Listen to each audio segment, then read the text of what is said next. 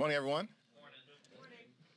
Smokin Joe Biden was on fire during the State of the Union address. He was lit, delivered a compelling vision for the American people, and crushed MAGA extremism. Biden discussed Lincoln Riley's death.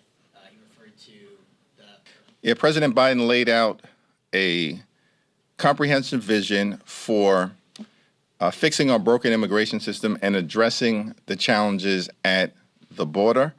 He also acknowledged the horrific nature of the murder and, of course, emphasized the need, more generally, to keep our communities safe. With respect to the TikTok-related legislation, there was a strongly bipartisan vote that is impressive in nature in any instance, but particularly as it relates to something in the social media space, which hasn't always been easy for Democrats and Republicans to find common ground. It's kind of an extraordinary thing that this guy won't go away. But it's indicative of the reality that there's a clear choice in terms of what the American people face between Democrats and Republicans. Marjorie Taylor Greene and George Santos are running the House Republican Conference. And at this point, it's Marjorie Taylor Greene on the inside and Santos on the outside, but clearly he's trying to come back.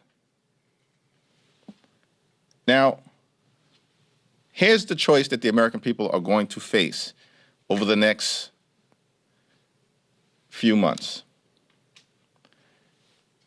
Team normal versus team chaos. Team reasonable versus team dysfunction. And team get stuff done versus team extreme. The bipartisan, comprehensive, Senate-passed national security bill is the only way forward. We need an up or down vote. It's time for the House Republicans to support the national security interests of the American people and break from the pro-Putin MAGA extremists in their party. That was an embarrassment last night. A complete embarrassment. Marjorie Taylor Greene, who's basically running the House Republican Conference, shows up in campaign paraphernalia. And then these people want to lecture Joe Biden because he delivered a strong and forceful speech that made them uncomfortable because he exposed their lies and shamelessness. We have one message for extreme MAGA Republicans who want to lecture us about decorum. Get lost. You're a joke.